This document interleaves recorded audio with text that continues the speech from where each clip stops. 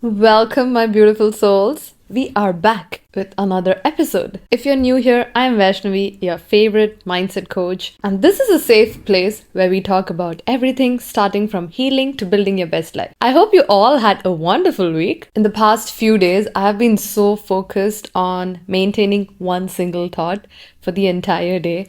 And trust me when I say it, it is so hard to do that. Let's say, for example, right now my focus is on growing the business. For past 3 days, all I've been doing is affirming to myself that my business is booming. And we have almost 60,000 to 70,000 thoughts in a day. And to make sure all those thoughts are just about one thing, it's a fucking challenge. It is very hard to do that. But it's also very important to do that given wherever you are in your life because it's your thoughts that create your reality. And this week I also met a friend and we were having a conversation as to how she is aware that she has a lot of underlying traumas, but how she's also scared to heal it. And that gave me the inspiration and the idea to create this week's episode. And I could completely relate to her. There was a point where I knew there was something wrong with the kind of negative thoughts that I was having. I knew there was something wrong with the way I was thinking about myself. And I knew on multiple occasions that, hey, I need to probably seek help. Because you can seek help or you can either do it by yourself. But a lot of us do not have that kind of a mindset to do it by ourselves. Right now, I am in that place where I can completely do it by myself without anyone's help. But in the beginning, even I needed help. And then I went out and worked with therapists. I worked with coaches who would help me rebuild my mindset, break all those years of programming in my mind from childhood so I can live that best life that I deserve to. But you have to come to a place where you stop getting scared to heal yourself, because some people have that thought process, if they do heal themselves, their life is completely going to change. Maybe their relationship might break apart. Maybe you might lose your friends because you will stop certain habits. And trust me, healing does change you inside and out. You will not be the same person you were before you went into healing. The things that appeal to you before is no more appealing. Let's say, for example, drinking alcohol. There's nothing wrong with drinking alcohol. I'm not saying there's anything wrong with drinking alcohol. But let's say if right now you're in a place where you do drink your alcohol to have fun, because when you're sober, you don't have fun. What's the missing link over there? Is there something that needs to be healed? Because why do you necessarily need alcohol to have fun? Think about it. Are you numbing any kind of pain that you have in your reality with alcohol? And right now, all the people around you are the ones who have the same kind of mindset that you do, or you guys are on the same frequency. And once you stop these habits, a lot of things that you did in the past would stop becoming appealing to you. And then what would that mean? You would stop hanging out with these people, and these people would ridicule you, and they would say things about you that you have changed. You were so much more fun before when you were drinking. This is something that happens in everyone's life. But one thing you also need to think of is how long are you going to keep going on this way? How long do you need that outside substances to actually numb your pain so that you can have fun? Because all of us deep down, we just want to have fun. We just want to have the best life. We want to forget about our worries. We want to forget about the things that are bothering us, and we want to just be happy. It all comes down to us being happy. And would you rather go for any kind of temporary solution for being happy, or do you want to go for a permanent solution for being happy?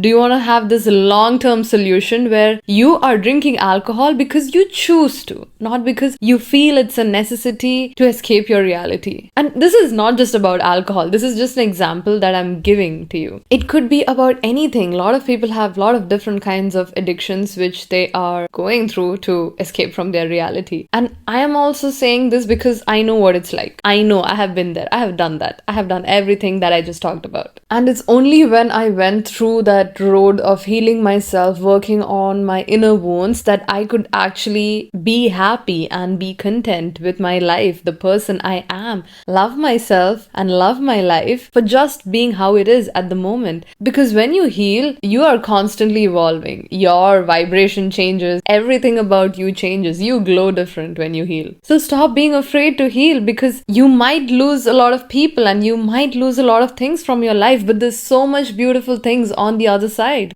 And I also want to get a little bit more deeper into why we all have that kind of fear when it comes to healing our traumas, for example. Now again, as I said before, trauma doesn't mean that you've gone through some kind of abuse or physical violence or whatever. There is, as I said, big T trauma, and there's also small t traumas, which is, let's say, abandonment or neglect when you were a kid or feeling not really loved. These are also forms of trauma. And a lot of people have so much hesitance when it comes to healing themselves because, let's say, for you to heal, you have to go inside and face all those things that you have been blocking out for so many years, not thinking about or completely avoiding. It's like you have to face your demons. And that's not a pleasing idea. That's not a very easy thing to do. That can break you for that specific period of time when you're purging out all those inner shit, all that garbage inside of you. It's gonna get hard. It is hard to go through that because somewhere we have convinced ourselves that we need to be living in denial and we don't have to face it. And in this process, you are also letting go of the person you knew yourself to be. You are shedding a part of yourself. You are shedding an identity of yourself. That's also not comfortable. Always remember, people want the version of you that serves them best.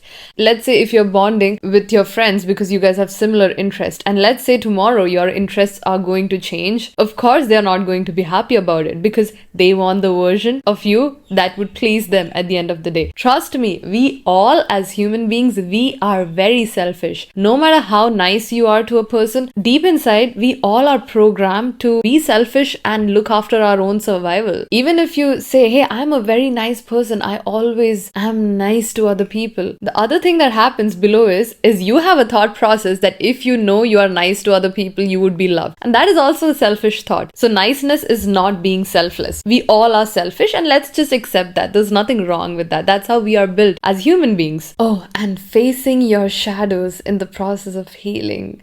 Dissecting your thought process, understanding why do you make decisions the way you make decisions, and what is that inner fear inside that? What is that shadow that has been following you all your life? That is not an easy task to do. I have done shadow work so many times and oh my god, it's hard work. It is hard work to look at yourself from a third person perspective and understand yourself at a deeper level. Why do you behave in a certain way? Why do you react in a certain way? Why are things triggering you as well? And when you discover these shadows, it's going to come as a shock to you. But it is so powerful, like you at least need to do shadow work once in your life. Also, when you do it, you will be exploring and diving deep down into all that grief and pain that's within you. And please don't say that you'd have no kind of grief or you have no kind of pain. At some level, we all do. We all do. We all have had experiences in our life that did hurt us. We've all had people hurting us. We have all been in difficult circumstances where we didn't want to be in. All of us, we have grief inside us. It's just that some of us have learned to process it in a healthy way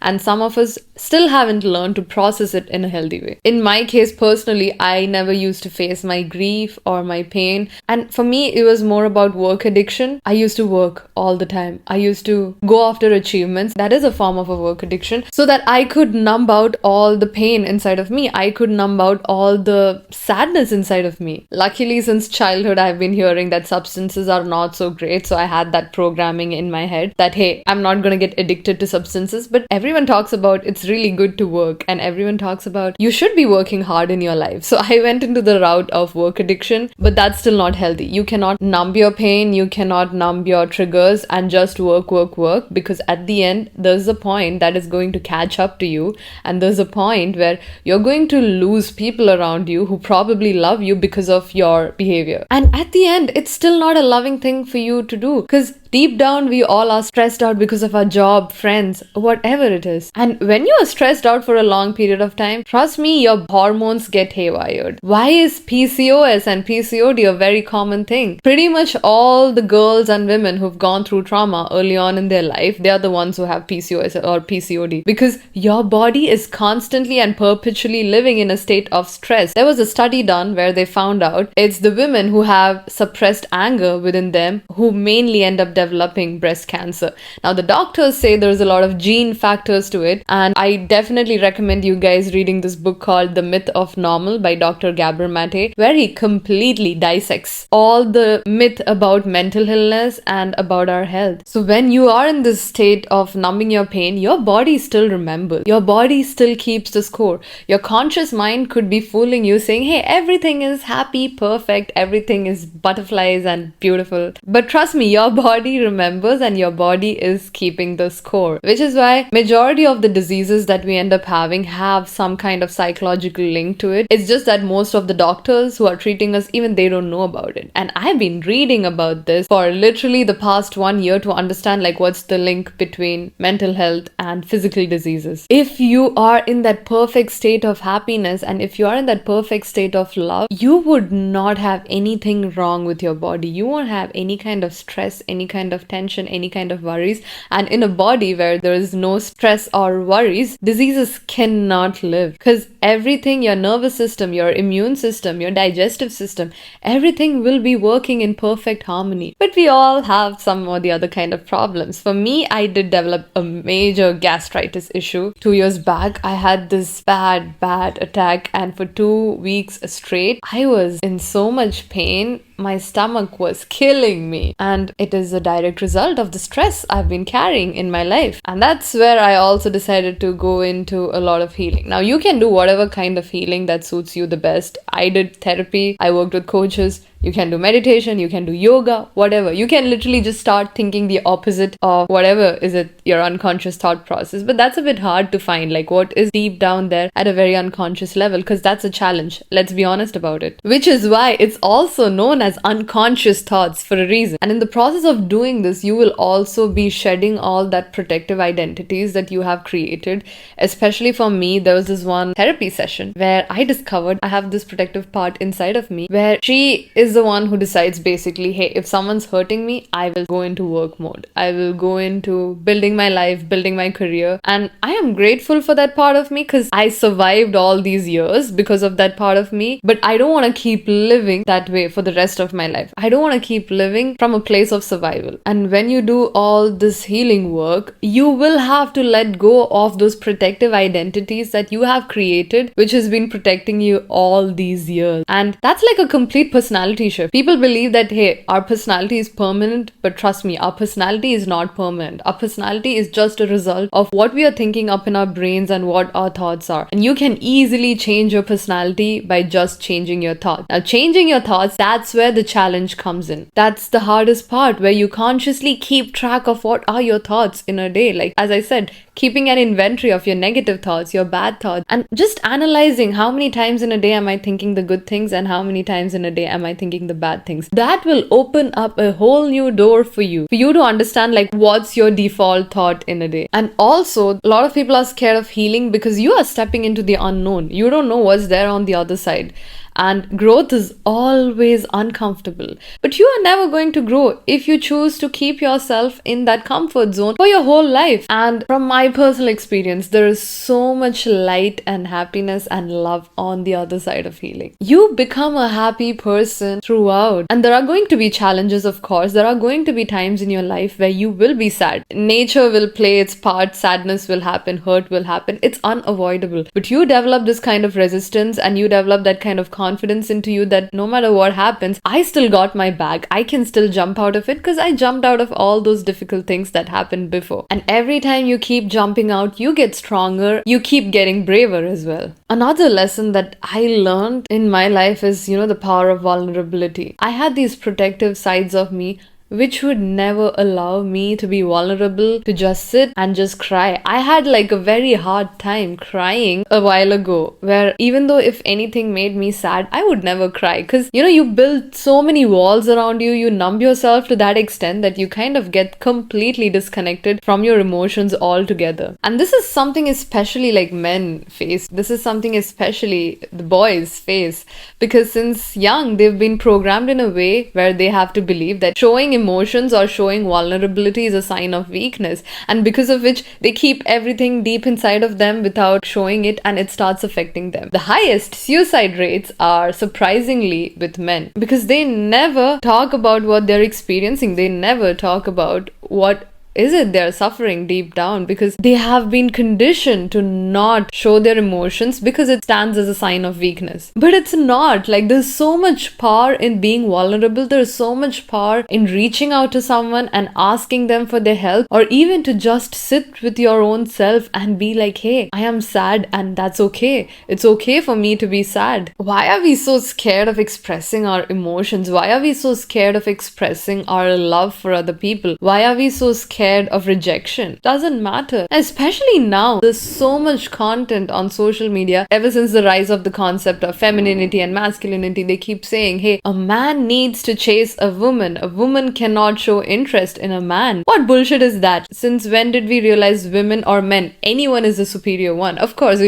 we've decided it way long back. The society has decided it. But stop being scared of expressing what your true feelings are. There is so much power in owning up to that, and there is so much power in bearing your heart open. That's not an easy thing to do, and a lot of us don't know how to do that as well. And now, after healing so much, I have come to a place where I cry a lot of the times.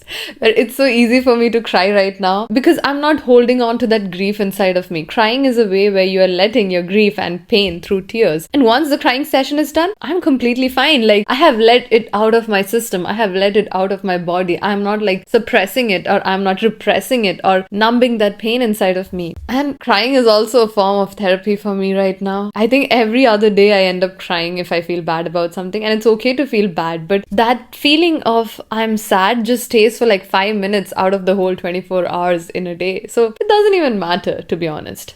So love yourself enough to heal yourself, and love yourself enough to face your demons, because on the other side of it, there is genuine happiness. There's so much light and love. So love you guys, and talk to you soon.